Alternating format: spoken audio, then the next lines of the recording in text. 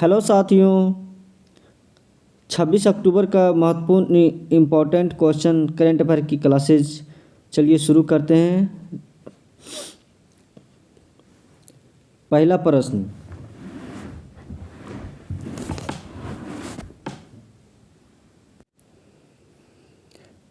हाल ही में कौन सा देश एडीबी का 69वां सदस्य बना? 69वां कौन सा दोस्त? 69वां 69वां सदस्य बना तो इजराइल, सही आंसर इजराइल। अब भारत की रैंकिंग देखेंगे। वर्ल्ड टैलेंट इंडेक्स में भारत की रैंक है 58। एशिया पावर इंडेक्स में भारत की रैंक है 3rd। टॉप में है यूएसए, सेकंड में चीन। शहरी शासन सूचकांक में टॉप में केरल। विदेशी मुद्रा भंडार $700 बिलियन को पार करने वाला भारत दुनिया का चौथा देश बन गया है दोस्तों।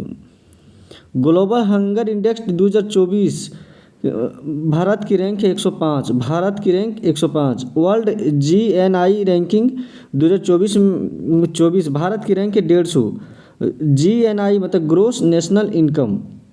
वैश्विक नवाचार सूचकांक में भारत की रैंक है 39। टॉप स्विट्जरलैंड पर है दोस्तों, टॉप स्विट्जरलैंड। एक बार और देख लेते हैं। टैलेंट में है 58। Asia power 3rd। शहरी केरल है। विदेशी मुद्रा $700 बिलियन पार करने वाले भारत दुनिया का चौथा देश बन गया। ग्लोबल हंगर इंडेक्स में 105 है दोस्तों। हंगर इंडेक्स में 105, हंगर में 105 है। टैलेंट में 58 है।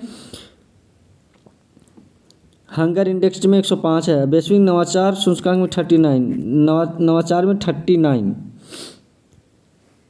अगला क्वेश्चन की ओर बढ़ते हैं। WHO ने यूएई और मोरक्को के बाद किस से मलेरिया मुक्त घोषित कर दिया है? Tunisia, Egypt, Algeria, Sudan. तो दोस्तों WHO ने यूएई और मोरक्को के बाद अब इजिप्ट को मलेरिया मुक्त घोषित कर दिया है।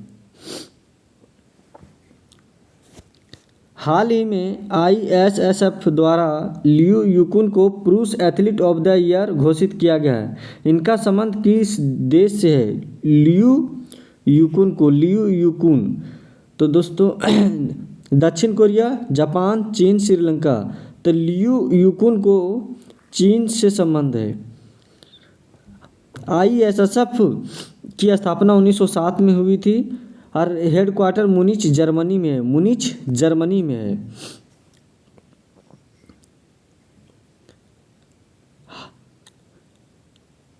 हाल ही में सैन्य खुफिया शहीदों को समर्पित देश का पहला सतर्क पार्क का उद्घाटन कहाँ हुआ है? सतर्क पार्क, खुफिया शहीदों के समर्पित देश का पहला सतर्क पार्क पुणे में हुआ है दोस्तों, पुणे में। अब भारत में पहला पार्क, विभिन्न तरह के पार्क है जो RRB NTPC ग्रुप डी में जो पूछते हैं उसका क्वेश्चन देखते हैं। भारत का पहला डिजिटल साइंस पार्क कोचीन में है।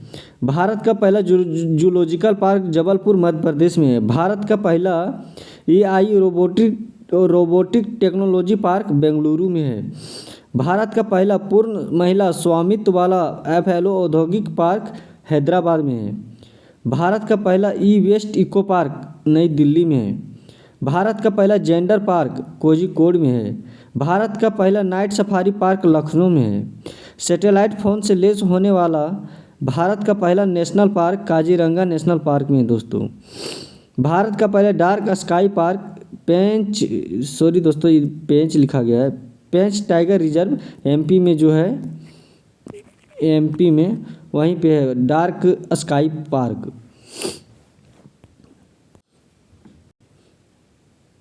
हाल ही में इंटरनेशनल क्रिकेट में सर्वाधिक मैच खेलने वाली महिला खिलाड़ी कौन बन गई है?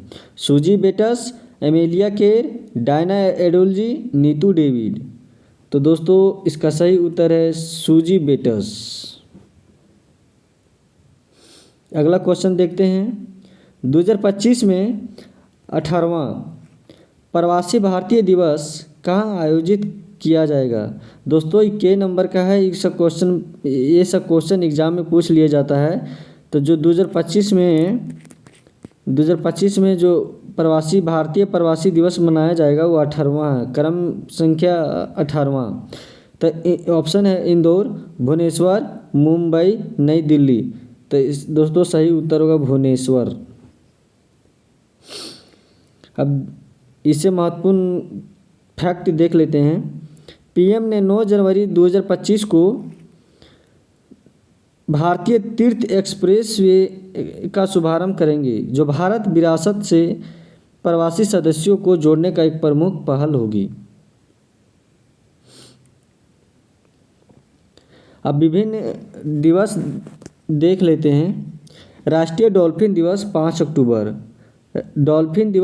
अक्टूबर, विश्व मानसिक स्वास्थ्य दिवस 10 अक्टूबर, स्तन कैंसर जागरूकता दिवस 13 अक्टूबर, विश्व आयोडीन अल्पतता दिवस 21 अक्टूबर, विश्व सांख्यिकी दिवस 20 अक्टूबर, गरीबी उन्मूलन के लिए अंतर्राष्ट्रीय दिवस 17 अक्टूबर। एक बार और देख लेते हैं दोस्त। डॉल्फिन दिवस 5 अक्टूबर, मानसिक स्वास्थ्य दिवस 10 अक्टूबर, स्तन कैंसर जागरूकता दिवस 13 अक्टूबर, विश्व आयोडीन अल्पतता दिवस 21 अक्टूबर, विश्व सांख्यिकी दिवस 20 अक्टूबर, गरीबी उन्मूलन के लिए अंतर्राष्ट्रीय दिवस 17 अक्टूबर। हाल ही में भारत और पाकिस्तान ने करतारपुर कॉरिडोर को कब तक बढ़ाया गया है? पहला ऑप्शन 2027, बी 2028, सी 2029, डी 2034। तो सही उत्तर होगा दोस्तों 2029। चूँकि भारत और पाकिस्तान का करतारपुर कॉरिडोर जो है उसको 5 साल के लिए एक्सटेंड किया गया है, 5 साल के लिए। तो 5 साल 2024 में 5 जोड़ेंगे 2029 हो जाएगा। हाल ही में वर्ल्ड स्टील एसोसिएशन के अध्यक्ष कौन बने? ए अभ्युदय जिंदल, बी टीवी नरेंद्रन, सी नवीन जिंदल, डी संजीव खन्ना। तो दोस्तों सही उत्तर हो जाएगा TV Narendran. World steel association की जो स्थापना हुई थी 1967 में हुई थी। इसके हेडक्वार्टर ब्रुसेल्स में है, जो बेल्जियम की राजधानी ब्रुसेल्स है। ये जो संजीव खन्ना है दोस्तों, इस सुप्रीम कोर्ट के नए चीफ जस्टिस बनने वाले हैं। अब स्टील से संबंधित कुछ फैक्ट देख लेते हैं। अभी स्टील मंत्री जो है एच डी कुमार स्वामी। राष्ट्रीय इस्पात निगम लिमिटेड का हेडक्वार्टर विशाखापट्टनम में है। हेडक्वार्टर पूछ लिया जाता है दोस्तों, तो हेडक्वार्टर जो है अभी विशाखापट्टनम में है, भारतीय राष्ट्रीय इस्पात निगम लिमिटेड का। देश की पहली स्टील सड़क सूरत में है। रिस्पॉन्सिबल स्टील सर्टिफिकेशन हासिल करने वाला भारत का पहला प्लांट टाटा स्टील जमशेदपुर ने हासिल किया है। भारत का पहला green hydrogen plant in stainless steel sector Jindal steel plant Hisar ने प्राप्त किया।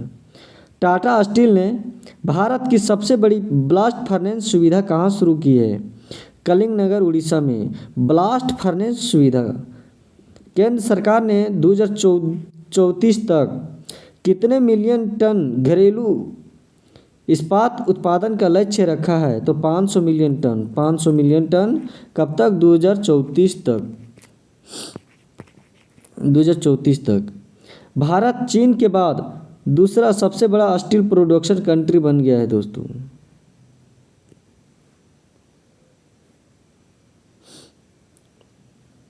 हाल ही में किस देश के राष्ट्रपति ने अपने देश में यूपीआई शुरू करने का निर्णय लिया है? UPI unified payment interface. Maldives, Nepal, Bangladesh, Bhutan. तो दोस्तों इसका सही उत्तर होगा मालदीव। हाल ही में किसने 24वें राष्ट्रीय पैरा तैराकी चैंपियनशिप जीती? तो केवा नंबर है 24वां। अब पीछे पीछे दोस्तों प्रवासी प्रवासी जो क्रम की संख्या में 18वीं थी, जो भुवनेश्वर में 2025 में आयोजित की जाएगी। तो क्रम याद रखना है दोस्तों, जो राष्ट्रीय पैरा तैराकी चैंपियनशिप है जो 24 नंबर की है, इसने किसने जीती है? कर्नाटक, राजस्थान, महाराष्ट्र, नई दिल्ली। तो सही होगा दोस्तों महाराष्ट्र। अब कुछ महत्वपूर्ण फैक्ट देख लेते हैं दोस्तों। बीसीसीआई ने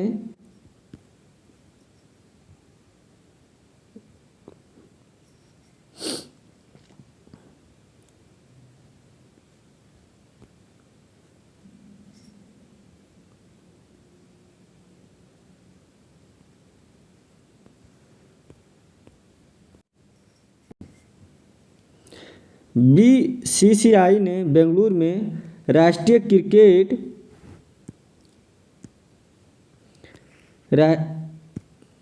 राष्ट्रीय क्रिकेट अकादमी का उद्घाटन किया है बीसीसीआई ने। कर्नाटक में पहला गैस आधारित तेल येलहंका दोस्तों,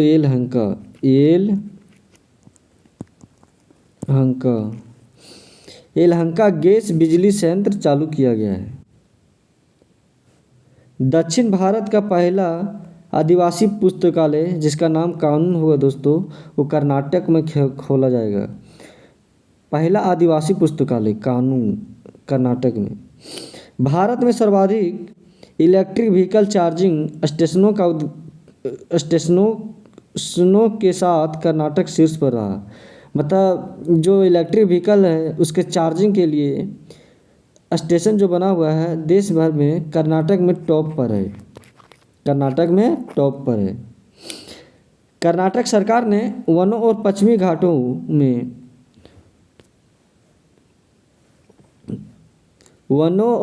घाटों में अतिक्रमण हटाने के लिए टास्क फोर्स का गठन किया है। आरबीआई ने बेंगलुरु में एसएफबी के निवेशकों के लिए सम्मेलन आयोजित किया है। आरबीआई ने बेंगलुरु में। तो एसएफ का फुल फॉर्म होता है स्मॉल फाइनेंस बैंक।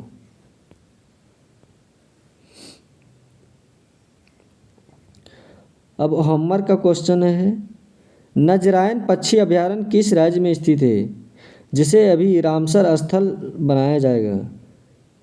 ए गुजरात, बी कर्नाटक, सी केरल, डी तमिलनाडु।